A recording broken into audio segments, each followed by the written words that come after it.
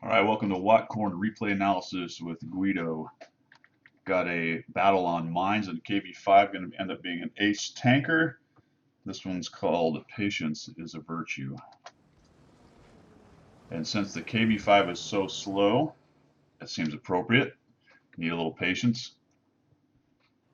Pretty standard, we're going to move up to the middle. We had some guys jump up on top. Got a KV-85 in front of me, a Skoda. And based on what I'm seeing with the KV-85 there, two KV-85s. Other than taking one in the face from the JP2, I'm just going to troll right up into the top here. Actually end up missing that FCM. I'm going to get pounded on by the 13F, who actually can't pen me. Hit this guy as I go by. Rear armor's pretty good on this, and I'm a little bit angled. You can see I bounced that shot. I do not get the kill here because he dies. Now I know there's some light tanks up here on top. Do need to watch out for the arty, so I'm trying not to get out in the open. Plus the TDs that are up on the standard TD spot, which happens to be, if you don't know, on this little ridge line here. If I get too far out in the open, I can start taking shots in the side from them. But they seem to be pretty busy, as I'm not taking any hits from them. This 13F's trying to track me. Trying to track me and make a mess of everything. Give you the camera that I'm looking at. I'll keep on working on him. Not a whole lot he can do. He should have been shooting me in my R2-D2. He can't pen the R2-D2.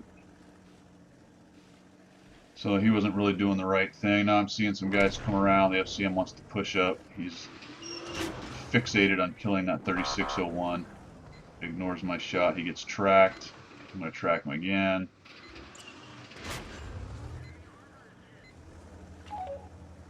He's actually got pretty good repairs. He's going to get out of the way here pretty quickly. I've got to chase him down a little bit to get the shot. Trying to track him again, but it doesn't actually track him. Could have ended him there. KV-85 dies, so still pretty even. We're a little behind. That doesn't work very well for us there. Now I don't want to go around that corner. If I go around that corner, I'm going to eat those shots. All those TDs are camping up on that ridge line right there. So now I'm going to start playing the patience game. I've got the hill. There's no reason to come off of it right now. And I don't want to push right at them and try to light them because I'm going to take all kinds of hits. There's a Tiger 1 and an ISU over there at B2, 3 area. There's the guys up on the top. The RHM is not spotted, but I suspect he's probably up there at A4 with the rest of the TDs. And our arty's doing pretty good work on this game, and ends up really being the big reason that we win, even though I come out with an ace. Got the Skoda moving around. There's the FCM. So that FCM's a problem. Change the camera angle. That guy needs to go. He's kind of keeping anybody from getting up on that ridge and lighting up their TDs. We've got to figure out how to get rid of him without dying. The Panther and the IS have the right idea, but the problem is they can't go out into that open area on that island, which is this area here, and get shots. They'd have to actually go pretty much further without being spotted by this guy, these guys. So I see that Skoda. He starts taking aggro from the guys on the island. I notice he's coming back. I'll take him out. He got crossfired. We got 100% Tiger sitting there. And the FCM is still alive. The ISU is trying to climb up the hill. No idea. Seemed like a good idea at the time, I suppose. There goes their Lorraine 155, 51. He starts getting hits, although the IS dies for it. I'm actually trying to back up, see if I can get a shot on this Tiger. I actually end up getting a light on him, getting a silhouette, but I don't shoot it. I try to fine-tune the shot, and he goes behind the rock, and I lose the shot.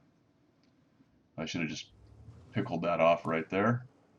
So I'll continue to work up here on the hill, trying to figure out how to get around, find somebody, and get a shot. Again, we're a little behind. Further behind now that our ISU just died. And still that FCM is a problem right there. We got to figure out what to do with him.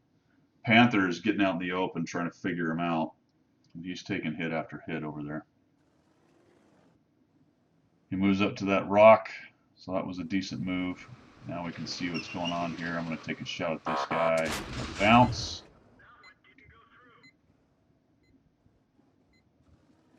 And still that FCM is a problem. And our Arty takes out one of their big TDs, so that's good. That's one less big gun up there. And then our Panther dies.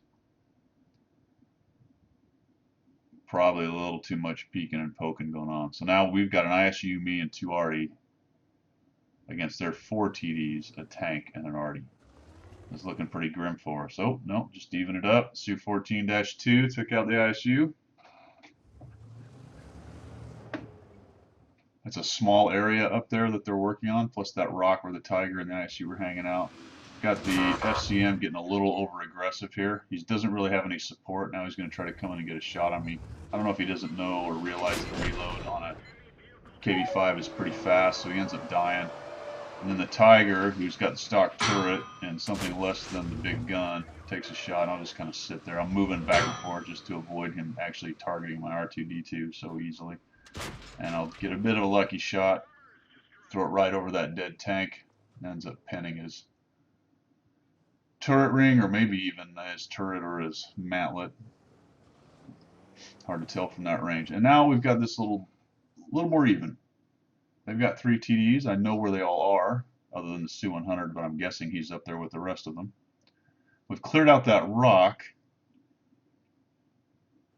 at the B2 area, so I think they're all pretty well cornered. Problem is we don't really have eyes, so if one of them dives off and heads over to the east, it would be hard to know that. So I'm going to come up to the top and start messing around here, maybe try to get a light. I have terrible view range, so it's very unlikely I'm going to see them unless for some reason they've driven out into the open. But I'll just take a little poke. The reason I'm backing up so much, though, is I want to see if my 6th sense goes off, and that takes about 3 seconds. So I'll back up and wait. Go a little further. This is a little more dangerous move. Really, I'm just trying to see when I am seen, which gives me some essay of where they are and what they can see. They don't appear to be able to see. Oh, guess they can. Once you knock the tree down, the tree's worth less camo, although you can change the direction the camo is laying. So they can see me when I poke there. That's probably not the best idea then anymore. And what you're going to see here is an interesting thing. They're going to send out one of their faster tanks. He'll just take it upon himself to start looking for the Arty. He's decided to go around the back. Now, that's not a bad move. If he can get back there and tear up our Arty, then we're in pretty big trouble. So I'm just going to dive off the hill. I'm pretty sure I'm not going to be seen. TDs have bad view range. I'm going to just go ahead. I'm going to end up shooting in here, but it looks like it's really high. And I've got to get down here and help this 40-43. So that dude lit him up there, already nailed him. I'm going to get a shot on him, take him down to something manageable, and our Arty's going to splash him. And fortunately, our Arty actually ends up living here. I'm surprised he didn't get splashed, but their M4043 was on a reload. And look at our Arty is smart. Switch the camera out. You can see he is moving way away from that position.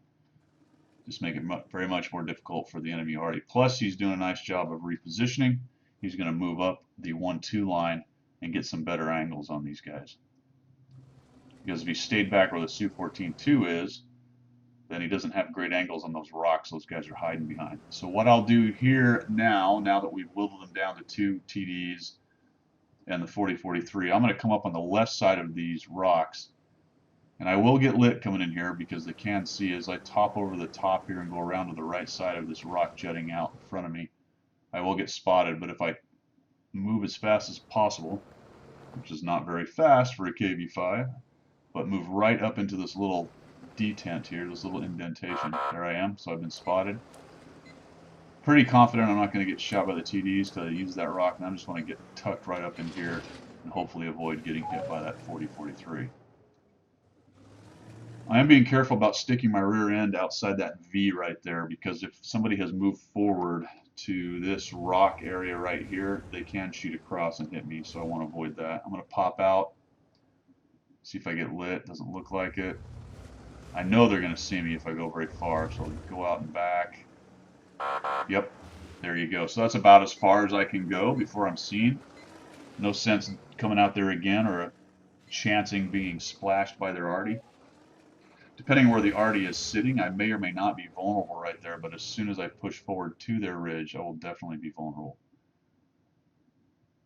So I tell my team I'm spotted every time. I just want to let them know why I'm kind of futzing around right here. One of them will get impatient and start clicking on me and clicking where he wants me to go, which is fine. I understand what has to be done here. I'm just trying to figure out the best way, being patient about it. Looking at the clock, we're at 4 minutes and 50 seconds, so it's not an emergency yet.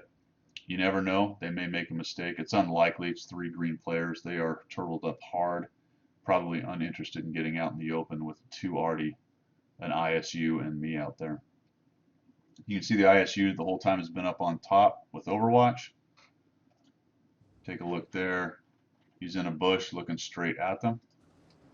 So now I'm going to start working this again. Let's see if I get lit. Interesting. Maybe they've shifted a little bit. I tell them to take some blind shots. Artie's kind of firing in there. Keep their heads down. What the heck, you know, suppression to some extent. The bushes, there's not a lot of them up there, so if you were an Artie player in that case, you may just drop a couple in the bushes, especially if you know your players are just hanging tight for a moment. Obviously the issue there is if they push and you're not reloaded, that can be a huge issue. So pretty quickly here, I'm just going to go at these guys. You get lit, you get bounced, and I shoot into the bush. Now that was probably my best chance right there to just push.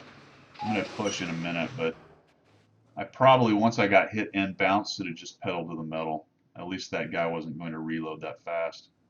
Now that he's being lit, though, I think our Artie have a good idea what's going on here. You can see the Su-14 is repositioned. I'm going to put a shot into the 100Y. ISU takes the 100Y, the Artie takes the RHM, and I get hammered by the 40-43 for 700 or nearly 700. The RHM is not well pleased. I will then move forward on this last Artie. My 152 fell off the hill. The 40-43 asked me to reload. I get salty. Standard. Come up over the top here and find this guy. Now I've got to hurry because he is going to be reloaded momentarily. Now I can tell he's probably not, because he's actually trying to back up and dive off and give himself some time to reload, but end up killing him. So there you go, 3.7K, 4 kills of the KV-5. Patience is a virtue, especially in the KV-5. Later.